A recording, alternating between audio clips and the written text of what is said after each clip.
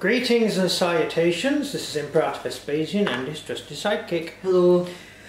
So, we've just had Christmas and Christmas presents have arrived. A large sled driven by a guy in a red suit and a beard turned up and dropped this down the chimney.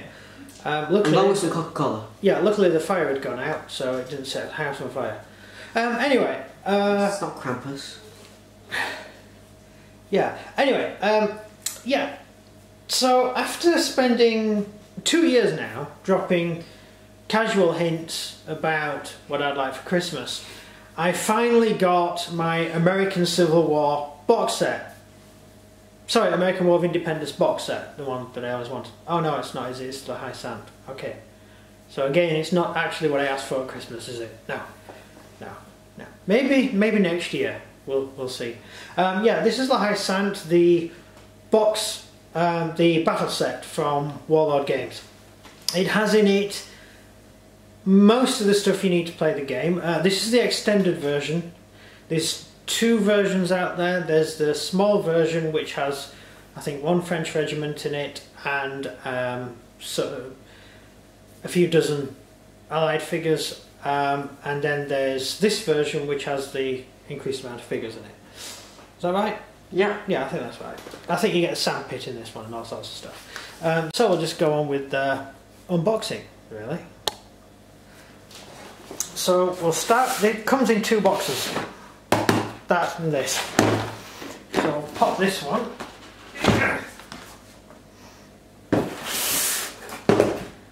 Right. This is going to be fun, isn't it? Okay. Shall we go with this first? Yeah. Here we go. And this is a French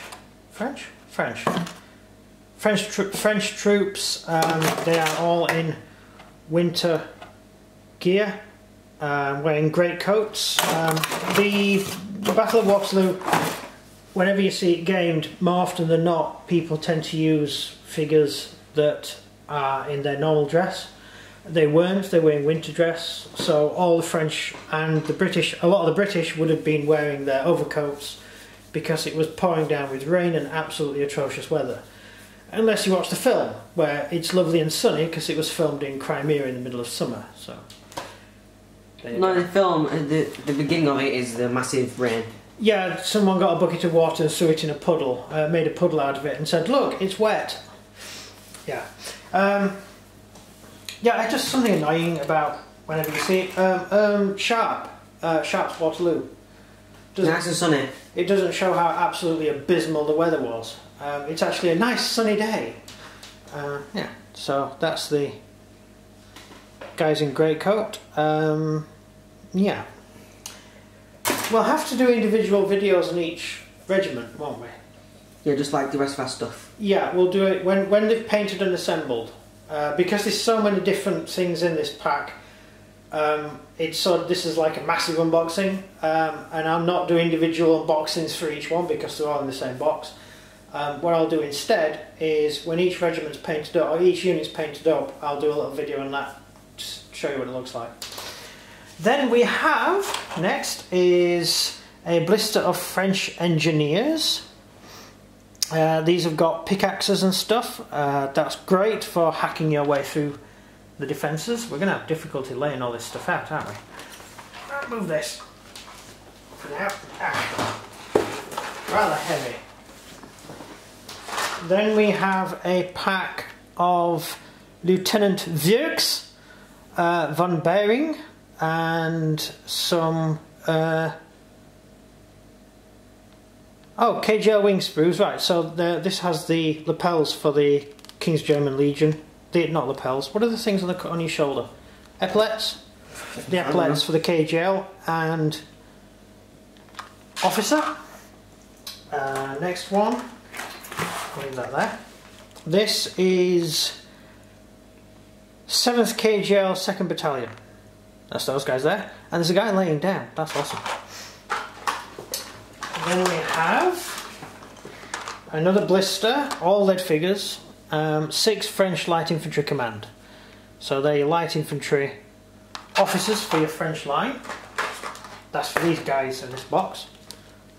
Mm-hmm. Can you see that box? Yeah.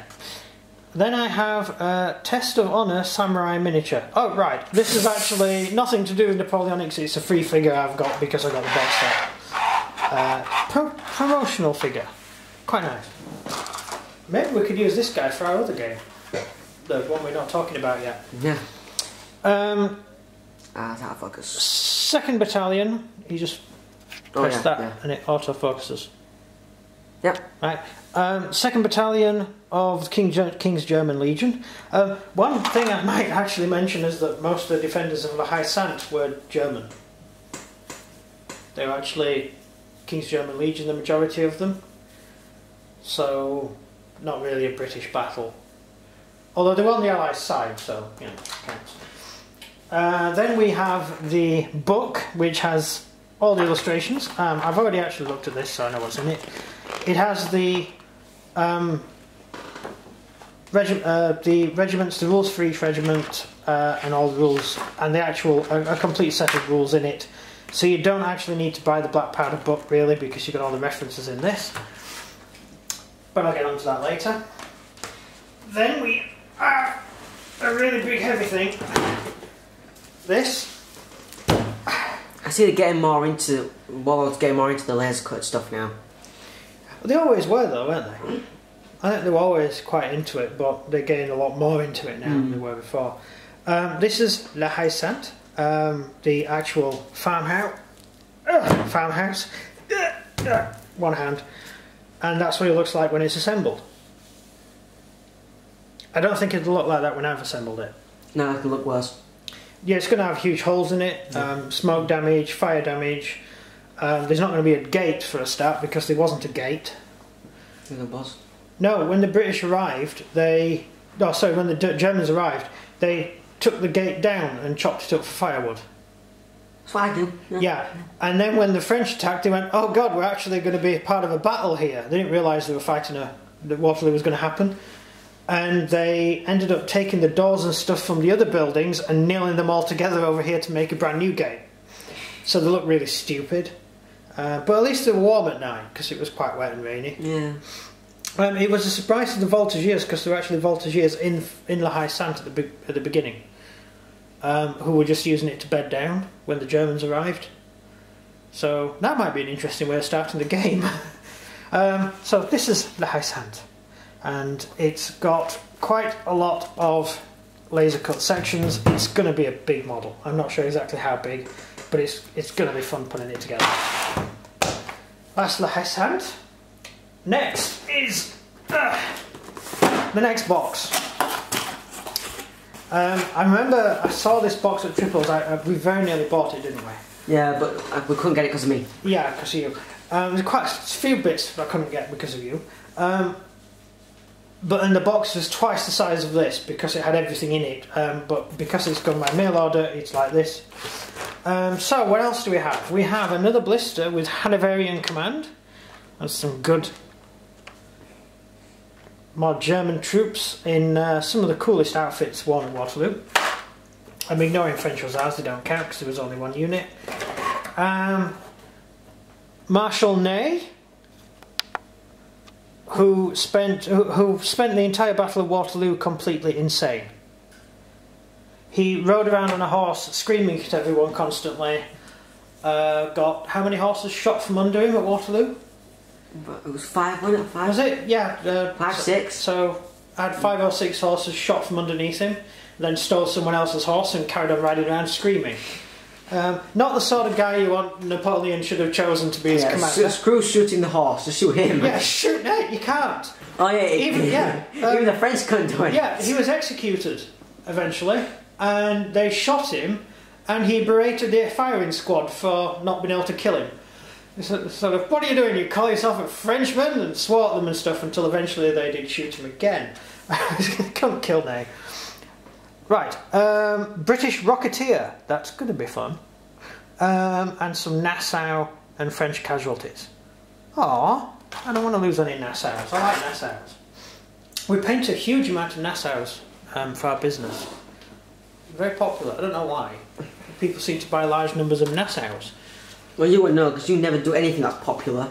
You do the things that people don't do.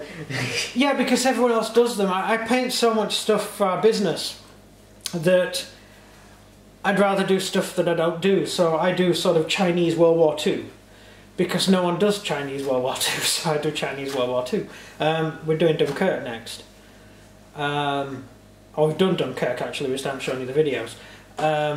Because people aren't doing it.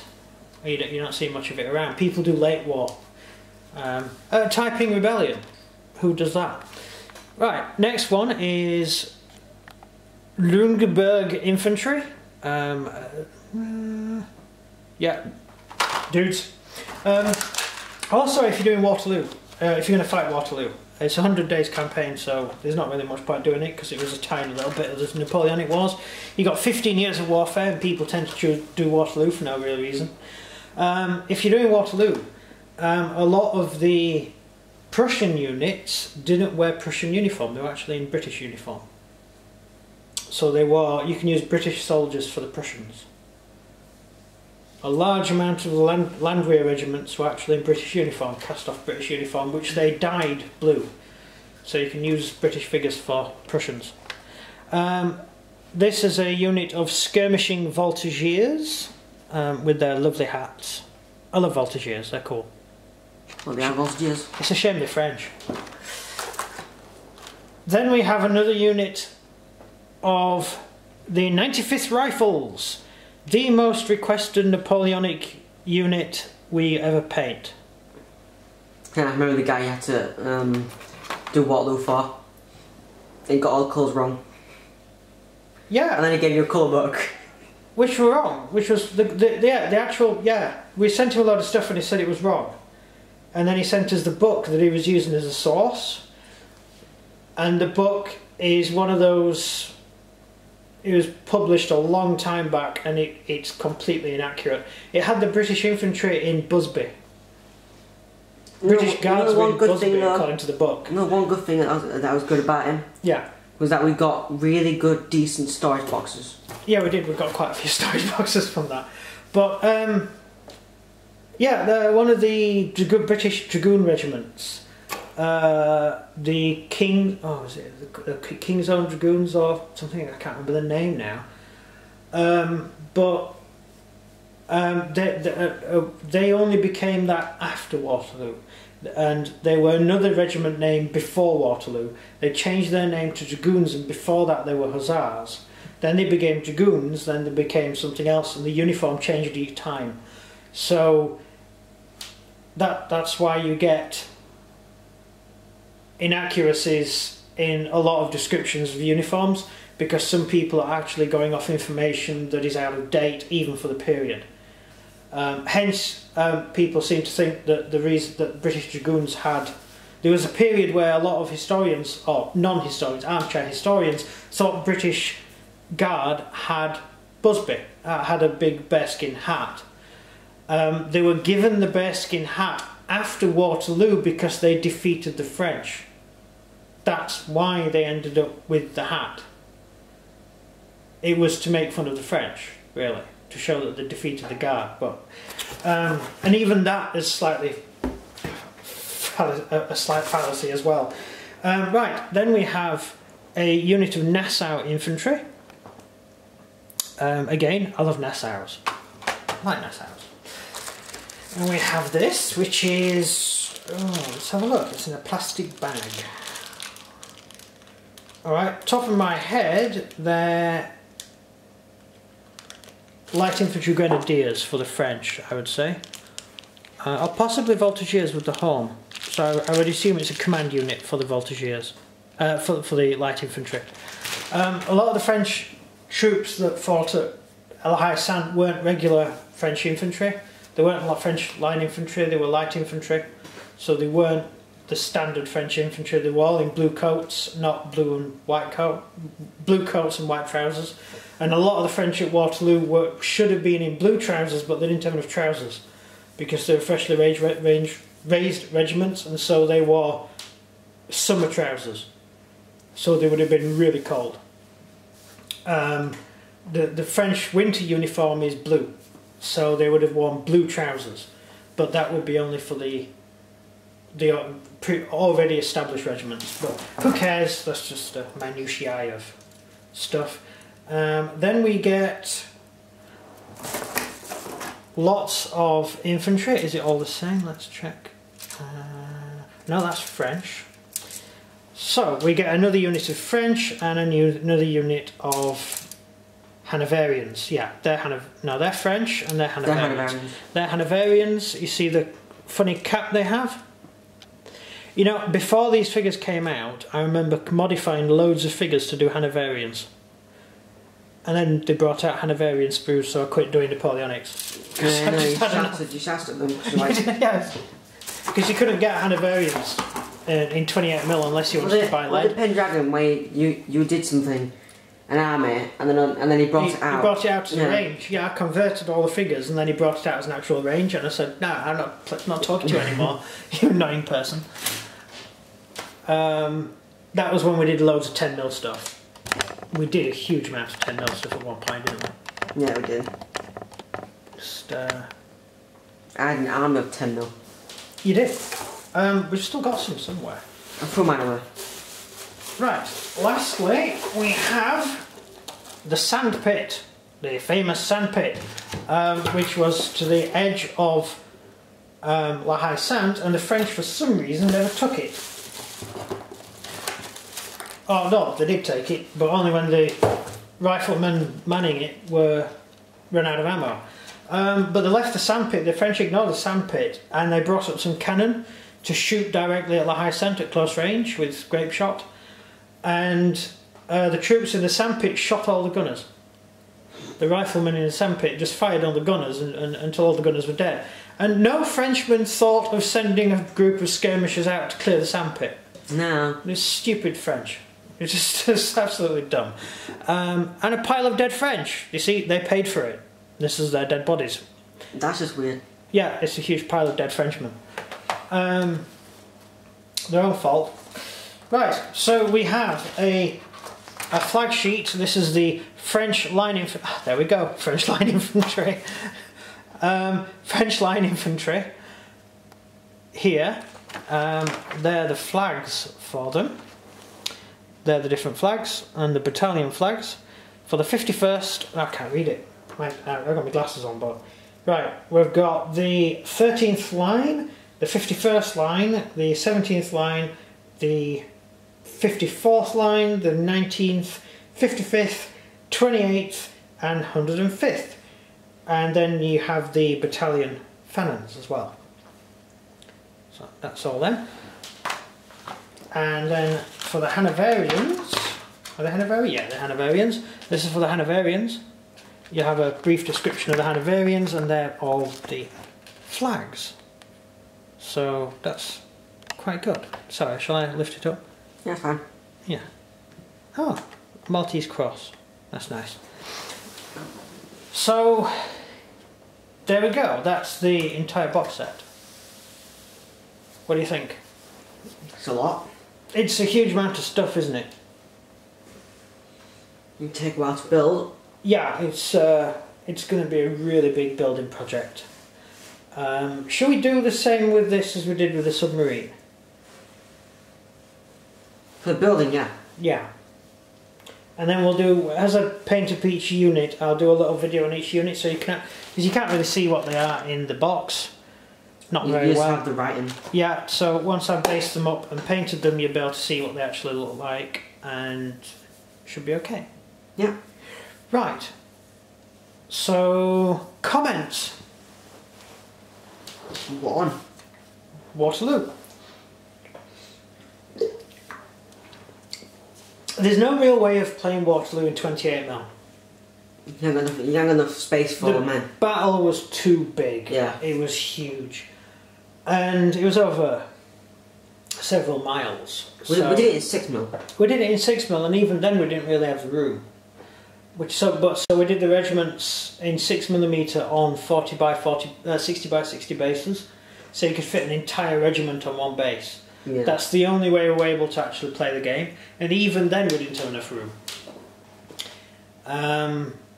So picking a small part of it seems to be the better idea. So doing this, the tiny bit, and one of the most interesting bits of Waterloo is La Haye Sainte. It's a famous building. Most people can recognise it by seeing it on a picture. So why not do it? And you want to get back into Napoleonics as well, don't you? Yeah, because well, I wanted to be historian on Napoleonics, but then it was too vast, so I went, I just do Romans. It's way easier. Well, there's too much going on in Napoleonics. You mean there's too much going on in Romans? The only problem with the Romans is... Yeah, I'm focused on the four emperors. Yeah, you pick one particular bit and just do that bit, yeah. You can't say I'm going to do Waterloo. But again, I was just about to say, the problem with the Romans is most of what we know was written by a handful of Romans. So it's only from their point of view. And archaeology only helps you out so much. A lot of it is really down That's to the what whole people point of wrote. historians. Yeah, but if you read the Roman history of the four emperors, you've got several different versions of what happened to everybody. Each Vespasian won it all in every single one. Yeah, we know he won in the end. We know that. It's just how did he get there? We know a lot of it. Joe Bagdell Fury, is that his name? Did the history of the four emperors, which is a huge book, essay, a multi-volume book on the actual history of what happened, and it's really hard reading through it because a bit like the book on the Northern Crusades that we got, it relies on you already knowing a lot of stuff. It relies on you already knowing who a lot of the people are. He doesn't go into much detail on Galba or any of the others. It's just like this guy, and they say his name and they expect you to know who he is. For some of the German commanders who were involved in the war, he does go into a lot more detail on their history because he personally was more interested in their lives. Whereas some of the officers, he just sort of passes them by. What's your best bit in Year of the Four Emperors? Otho versus Vitellius in Rome. Was it Vitellius? Didn't Otho fight Galba in Rome? No, because Otho's head was cut off. Didn't Galba die? Yes, Galba died. Otho was murdered, wasn't he? Yeah. Otho was... No, he wasn't murdered. They put him on the steps of Rome and they cut his head off. That's just before the Marines were massacred, isn't it? Yes. Yeah. Because the Marines marched out from Rome. The Roman Navy wasn't allowed to take sides in civil wars. But the Marines decided to salute Vitellius as he marched up, and his German guard massacred them because they didn't realise they were joining him. And of course, the survivors who fled joined Vespasian because Galba was dead and Otho was already dead. Yeah, they fled back to the city, threw off their uniforms, and pretended to be civilians. And then they linked up with the vigilante, the policeman. Their primary job was walking around Rome putting fires out because Rome could burn down at any moment because it was made out of wood. So they would patrol the streets and keep law and order. And those guys had to go underground because they had to hide from Vitellius' troops, and it created a resistance movement that eventually led to Vitellius losing the war. Although could he have won at that point when, by the time that Vespasian's troops were marching on the city? No, because Vitellius wasn't a great general. Why do you think he was a good general? He wasn't as good as his opponent. Who was he fighting at that point? Who took... was it Agrippa who took Rome? He was one of Vespasian's sworn men. One of his sworn generals. I don't know. Oh, I can't remember. I mean, Vitellius couldn't even kill Dalmatian, a little kid. Yeah, that was embarrassing. Yeah, so they're trying to kill Dalmatian, the son of Vespasian, who is another claimant to the throne. And they're attacking this temple, the Temple of Saturn. And this this peasant-maid slave girl walks out with a child that's the same height and the same colour hair and the same face as the kid they're trying to kill. And she says, "This is my son." And they say, "Oh, move along then, ma'am." She walks out of the city. Yeah. And then Puritans, not Puritans, what they call them now. The Victorians all die there. Yes, the Praetorians are massacred. But this is it's unpleasant, isn't it, when an empire teeters on the edge of destruction? Well, there's always going to be a rebellion or civil war in an empire. Well, the biggest problem Rome had, it had a huge amount of German emigres, and you know what Germans are like, they always try and take everything over eventually. And the German influence in Rome was really high, and so there was a move to push German migration back up into Germany, and that meant there were a lot of dissident Germans in the German part of the Roman army, and they're the troops who rebelled and joined what's his name? Vitellius. They're the guys who joined Vitellius to try and recenter the Roman Empire in Bonn, in Germany. So they moved the capital of Rome to Germany. That was what they wanted to do. Whereas Vespasian wanted the Roman Empire to stay in Rome because it just made sense, because it was in the middle of everything. He was a traditionalist. He was a conservative. There you go. That's a modern term, isn't it? He just wanted things to remain the same. It depends. Most of our viewers are Americans, so they wouldn't. Well, no, they would actually understand what conservative means, because in America, conservative still means conservative. No. Not in England. In England, conservative means right-wing fascist. I mean, during the general election, it's like the Republicans, who are they, and the Democrats, who are they. Yeah, it's language changes and meanings change. Yeah, whereas Galba was looking more to the east, wasn't he?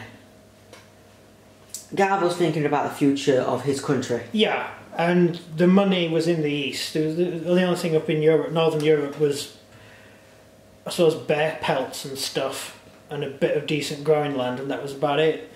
Whereas in the east was all the gold and the commerce and all the important stuff. Who was the emperor who tried to move the capital to Alexandria, outside Cairo? No, it wasn't Claudius. Is it Caligula? Caligula. It was Caligula, wasn't it? Right. Yeah, that's it. And again, Claudius, same thing happened. Claudius was backed by the Germans. He was the German candidate. It's all Germans' fault, this. Well, Rome, a lot of the history of Rome is a fight between the Mediterranean sphere and the German sphere. Because the Germans were remarkably powerful, but they didn't really have a sort of uniting movement. And so when they became part of Rome, or Germans used to emigrate to Rome, massive amounts of Germans. One of the famous writers complained, he says, you can walk down a street in Rome and every second tongue you can hear is German or foreign. Because of course the capital city of any empire is full of foreigners, because the location. This is where the foreigners go, because that's where the work is. And the locals don't live. Well, look at London. It's a famous place. Yeah, if you look at London, you look at how few English people are in London. Well, of course there's not going to be many English people in London, because London's the capital. It's not where the English live. God, I hate going to capitals. Oh God, it's full. People like Tokyo. Oh my God, how do people live in Tokyo? I mean, they're so low now. They have pods. They sleep in pods. Yeah, but the rest of Japan is empty.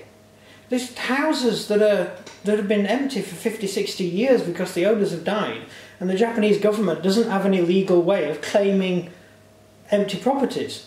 So there's all these mansions, huge amounts of land, which aren't owned by anybody, and the government can't seize them because the property rights in Japan are really important to the Japanese. If there was a coup, right, in Tokyo, they would win. Easily, the people would win. Because there's just too many of them in the central city. Why would the people have a coup against their own government? They don't need to. They don't need to, because they have everything they want. Like England, that's another matter. When the coup starts, I've got a boat. I'm going to leave. Yeah. I'll watch. So we have gone off on one a bit, haven't we? Yeah. Yeah, that's embarrassing. Anyway, La Sainte was a important part of the Battle of Waterloo, and you're going to get to see us build it. Of course, when you get this box, you're going to have enough figures to play a game, without a doubt.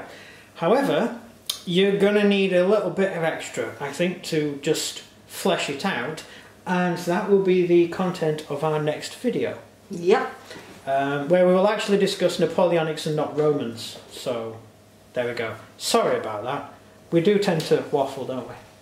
Yeah, we do. Yeah. Do you think they mind? Well, if you don't like it, you can go away. Oh, that's not very kind, is it? Well, that's what we always do. Yeah. Why is the camera wobbling? I don't understand what's making the camera move. It's on a solid plinth. There's nothing to vibrate. Told we had a basement. No, it's weird. Anyway, you haven't got any questions? We've got nothing else to say. So, do you want to do a outro? So if you enjoyed this video, please do like and subscribe and comment down below what you think of the La Sainte and all the other stuff with it, because it's kind of You get a lot of stuff. Yeah. It's definitely worth the money, I'd say that. That's it for me. And everything from him. Goodbye. See ya.